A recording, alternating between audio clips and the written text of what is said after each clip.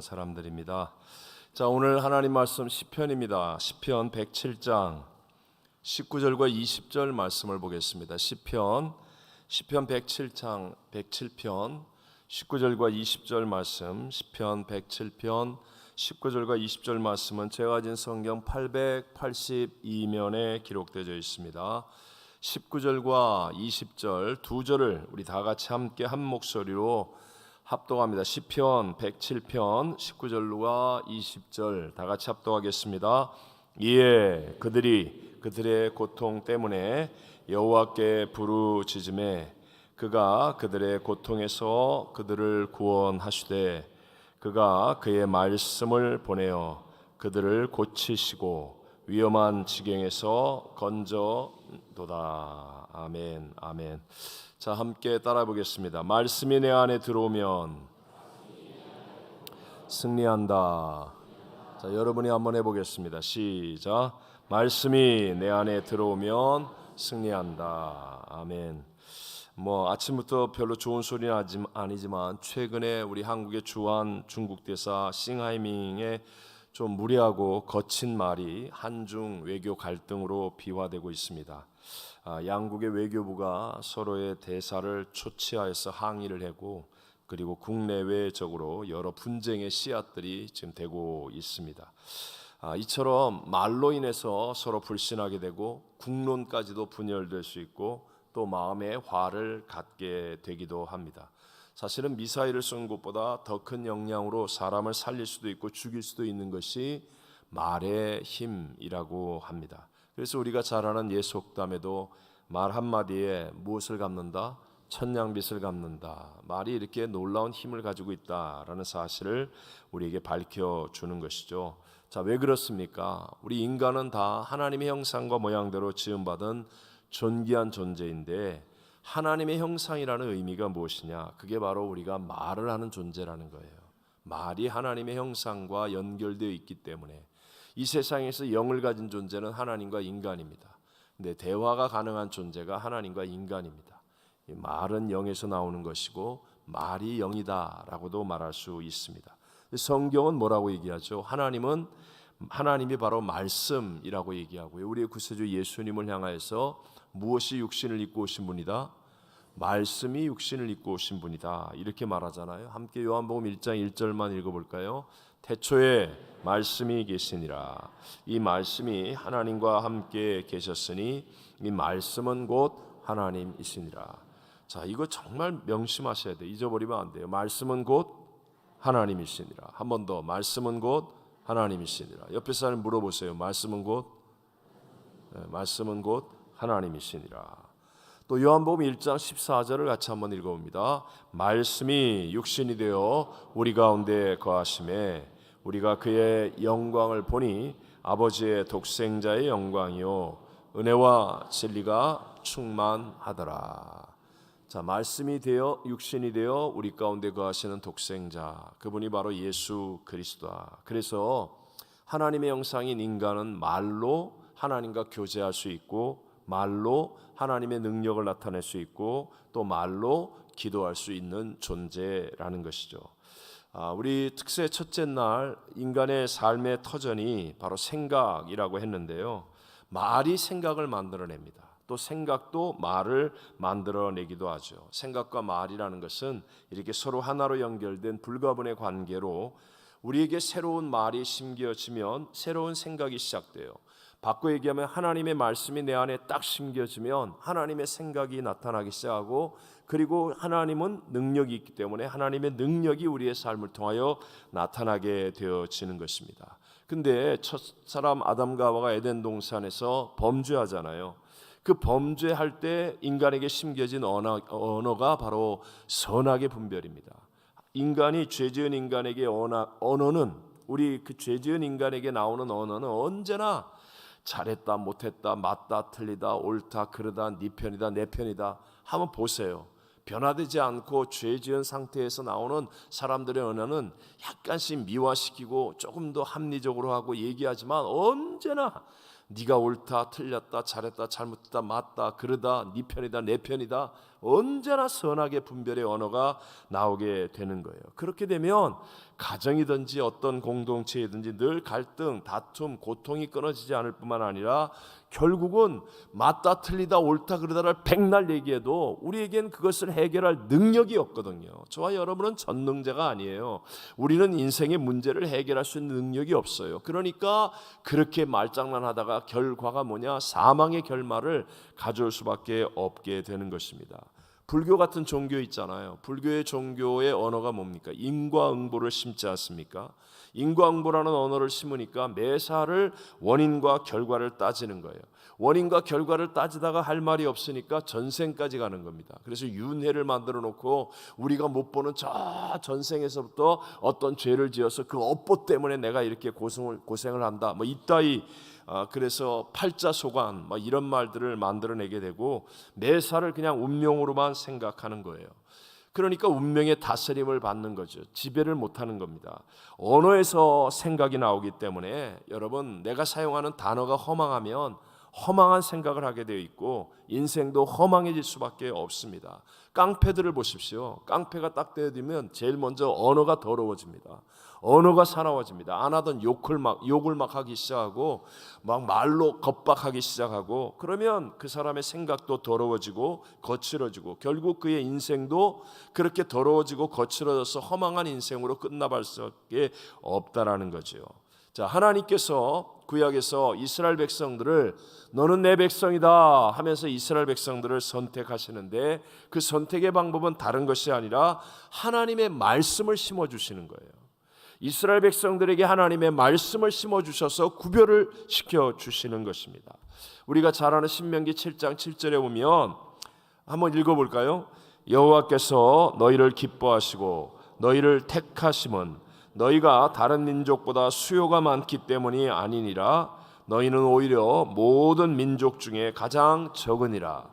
자, 보세요. 분명하게 이스라엘은 모든 민족 중에 가장 적은 민족인데도 불구하고 그 이스라엘이 오늘날까지 가장 위대한 민족이 될 수 있는 이유, 그것은 바로 하나님의 언약의 말씀이 심겨졌기 때문에, 하나님의 언약의 말씀이 심겨졌기 때문에, 그래서 이스라엘이 생각하는 것은 하나님의 말씀의 언약을 가지고 생각하고 그들이 행동하는 것은 언약의 말씀을 토대로 행동하게 되는 거예요. 그러니까 분명히 가장 적은 민족이에요. 아무 보잘것없는 민족인데도 말씀이 심겨지니까 그 말씀대로 생각하고 행동함으로 정말 위대한 민족이 되어지는 것이죠. 물론 예수님에 대해서 그들 뜻대로 교만함으로 잘못 해석한 부분이 있지만 그래도 구약의 하나님의 말씀이 임함으로 그들의 생각과 행동이 탁월할 수 있고 위대해질 수 있다라는 것입니다. 우리가 잘 아는 사람 가운데 조지 밀러 목사님이 있잖아요. 조지 밀러는 독일에서 태어나서 세무사로 일하던 아버지와 그리고 경건한 어머니 밑에서 성장했습니다. 근데 그가 24살에 영국으로 가기 전까지 그의 독일에서의 청소년 시절은 정말 비행 청소년이었습니다. 그는 5주 동안의 감옥에서 지내기도 했던 사람입니다. 본인의 자서전의 말대로 자기는 짓지 않은 죄가 없을 정도였다. 짓지 않은 죄가 없을 정도다. 어머니가 임종하실 때에도 편찮으시고 그 다음에 임종하시는 때에도 술에 취한 채 어머니를 보지 않고 거리를 배회할 정도로 방탕한 삶을 살기도 했었습니다. 그런데 그가 한 친구의 인도로 우연하게 한 기도 모임에 참여했다가 거기에서 평범하지만 진실되게 기도하는 사람들을 만나 마음이 움직여지기 시작합니다. 그리고 하나님의 말씀이 그에게 임하니까 그가 변화를 받는 거예요. 헌신을 결단하는 거예요. 그래서 영국으로 건너가 신학을 공부하고 새 삶을 살던 중에 전쟁 중이었지 않습니까? 2차 세계대전에 전쟁으로 말미암아 수많은 길거리에 있는 고아들을 바라보고 그들을 안타까이 여기면서 기도하는데 말씀이 임한 거예요. 그 말씀이 바로 시편 68편 5절의 말씀입니다. 함께 한번 읽어볼까요? 그의 거룩한 처소에 계신 하나님은 고아의 아버지시며 과부의 재판장이시라. 아멘. 하나님이 고아의 아버지시고 과부의 재판장이라는 하나님의 말씀이 그 안에 쑥 들어오는 거예요. 마음속에 하나님의 말씀이 들어오니까 그의 모든 삶의 생각이 바뀌고 행동이 바뀌는 거예요. 믿어지는 거예요. 2차 세계대전 중에 무려 1만 명이 넘는 고아들을, 그 당시에 누가 돈이 있습니까? 무슨 시설이 있겠습니까? 그런데도 불구하고 일체 도움과 필요를 사람에게 구하지 않고 하나님 앞에 기도하는 겁니다. 그래서 5만 번 기도에 5만 번의 응답을 받는 기적을 통해서 수많은 사람들을, 고아들을 살리는, 오늘날까지 우리에게 좋은 영향력을 미치는 믿음의 승리자가 될 수 있었다는 것입니다. 말씀이 들어오는 거예요. 여러분, 똑같이 우리 종교 생활합니다. 새벽에 구역장이 깨워서, 아니면 어쩔 수 없이 억지로 나온 분들도 있고 있어요. 겉으로는 분별이 안 됩니다. 그러나 어떤 사람은 이 특세를 통하여 기적이 일어나고 운명이 바뀝니다. 그 차이는 무엇이냐? 말씀이 쑥 들어와야 돼. 말씀이 쑥 들어오면, 그러면요, 내 힘이 아니라니까요. 내 힘으로 할 수 있는 건 별로 없어요. 내 힘으로 내 속으로 낳은 자식을 바꿀 거예요. 내 힘으로 무엇을 바꿀 수 있단 말입니까? 그러나 하나님의 능력은 전지전능하신 능력인 줄로 믿습니다. 사람으로 할 수 없을 때 하나님은 그렇지 아니하니 하나님으로선 다 하실 수 있느니라. 여러분, 이것을 체험해야 되지 않겠습니까? 이 역사를 우리가 누릴 수 있게 되는 길이 뭐예요? 하나님의 말씀이 내 안에 쑥 들어와야 된다니까요. 하나님의 말씀이 아멘하고 쑥 들어오면, 그러면 이 말씀이 희한하게 내 생각을 바꾸기 시작하고, 안 된다, 못한다, 끝장났다. 그런데 하나님 말씀이 들어오니까 왠지 모르게 하면 될 것 같고, 할 수 있을 것 같고, 잘 될 것 같고, 생각이 바뀌고, 그래서 행동이 바뀌면 하나님의 기적이 나의 삶에도 일어나게 되고, 내가 한 일이 아니라 하나님의 능력으로 이루어졌다라고 간증할 수 있는 어마어마한 새 역사도 누리게 될 줄로 믿습니다. 하나님의 언어가 내 안에 들어와야 돼요. 그래야 세상을 이기는 자가 됩니다. 우리 다 아는 성경 아닙니까? 로마서 10장 17절 우리 한번 외워볼까요? 그러므로 믿음은 들음에서 나며 들음은 그리스도의 말씀으로 말미암았느니라. 세상을 이기는 이것은 우리의 뭐라고 그랬어요? 믿음이니라 그랬잖아요. 세상을 이기는 이것은 우리의 믿음이니라 그랬잖아요. 근데 믿음은 무엇에서 난다고요? 들음에서 나고 들음은 그리스도의 말씀으로 말미암느니라. 그러니까 말씀이 내 안에 쑥 들어오면 세상을 이길 수 있는 믿음이 내 안에서 생겨나는 겁니다. 내가 혀를 깨물어도 안 되고 이를 악물어도 안 됩니다. 내 힘으로는 안 되는 거예요. 그러나 내가 하나님을 믿는 믿음이 내 안에 생기기 시작하면 하나님이 역사하기 시작하고 하나님의 능력이 나타나기 시작하면서 우리는 도무지 안 될 것 같았던 그 일들 속에 하나님의 행하심을 체험하게 될 줄로 믿습니다. 여러분 보세요. 오늘 본문에도 보면 하나님께서 고난 중에 부르짖고 있는 이스라엘 백성들에게 다른 일을 하시는 게 아니라 말씀을 보내십니다. 20절을 같이 한번 읽어보면, 그가 그의 말씀을 보내어 그들을 고치시고 위험한 지경에서 건지시는도다 라고 말하는 겁니다. 하나님이 보내주신 그 말씀이 사람의 생각을 고치고 부정적인 생각을 바꾸고 또 위험한 상황에서 건져내시고 그들을 고쳐주시는 하나님의 기적을 만들어낸다라는 것입니다. 어떤 사람은 이런 얘기합니다. 아이, 건져주실 건데 뭐하러 그런 고통 가운데 빠지게 하십니까? 하나님이 다 건져주실 거라면서 왜 포로로 만들고 왜 그렇게 고난받게 하십니까? 이유는 간단한 거예요. 말씀이 들어갈 틈을 만들기 위해서, 말씀이 내 안에 들어올 틈을 만들기 위해서. 말씀으로 하나님이 원하시는 것은 상황과 환경의 변화, 이건 아무것도 아닙니다. 그게 아니라 나를 변화시키기 원하는 거예요. 하나님이 말씀으로 내 생각을 긍정으로 바꾸어 주시고 말씀으로 나의 죄를 깨달아 회개하게 함으로 하나님을 붙드는 본질적 믿음의 사람이 되게 하기를 원하시는 거예요. 근데 고난이 없으면 말씀을 들으려고 하지 않거든요.